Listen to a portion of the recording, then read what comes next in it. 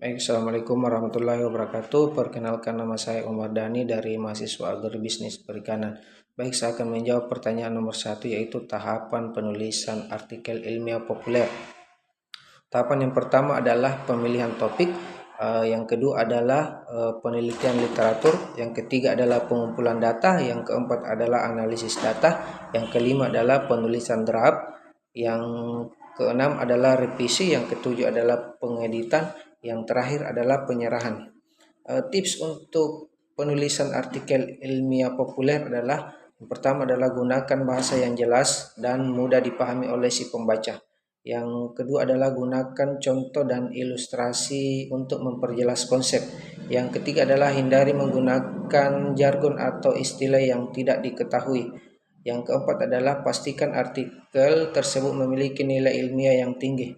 Yang terakhir adalah sertakan referensi yang relevan untuk mendukung argumen. Struktur artikel ilmiah populer adalah harus mencantumkan judul yang harus memperkenalkan topik artikelnya, kemudian pendahuluannya, yang ketiga adalah isinya, yang keempat adalah kesimpulan, yang terakhir adalah referensi.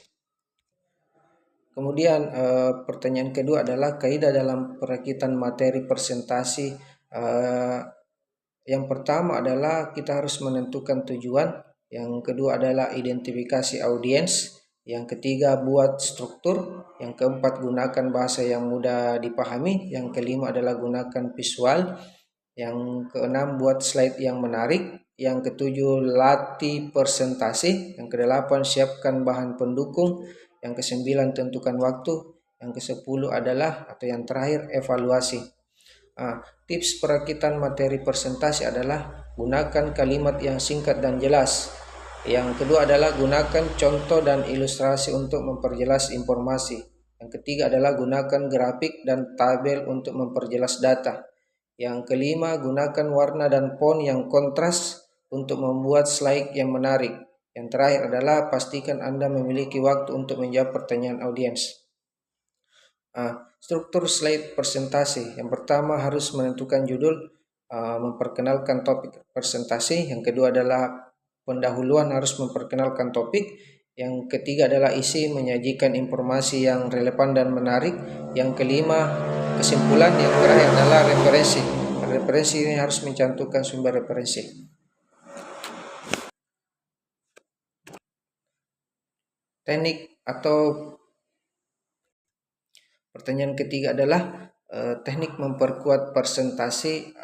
Yang pertama adalah mulai dengan percaya diri, kedua adalah gunakan bahasa tubuh, yang ketiga gunakan suara yang jelas, yang keempat gunakan pause untuk memberikan waktu kepada audiens, kelima adalah gunakan contoh ilustrasi, keenam adalah gunakan visual, ketujuh adalah interaksi dengan audiens, nomor 8 gunakan humor, nomor 9 tunjukkan antusiasme, ke-10 latih presentasi.